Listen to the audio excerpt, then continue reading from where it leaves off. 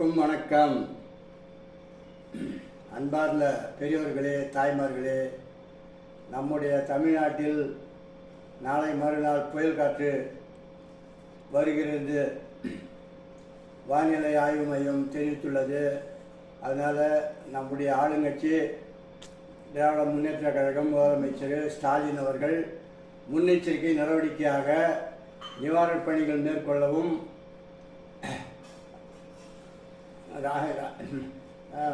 அரசு சம்பந்தமாக போலீஸ் துறை, மிலிட்ரி, இராணுவம் அனைத்தையும், பாதுகாப்பு படை வீரர்கள் அனைத்தையும்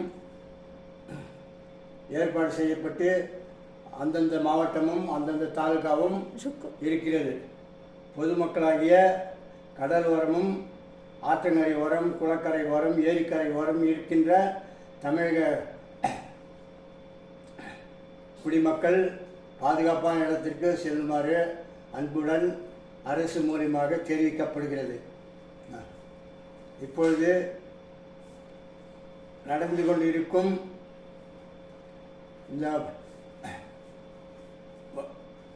வடகிழக்கு பருவமழை தீவிரமடைந்துள்ள நிலையில் கார்த்திகை மாதம் முழுவதும் வலுவான மழை நீடித்திருக்கும்.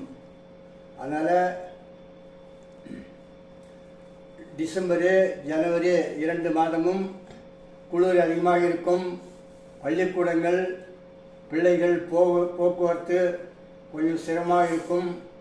அதனால் அரசாங்கம் பிள்ளைகளுக்கு அவ்வப்போது வானிலை ஆராய்ச்சி மையம் தெரிவித்து விடுமுறை விடுகின்றார்கள்.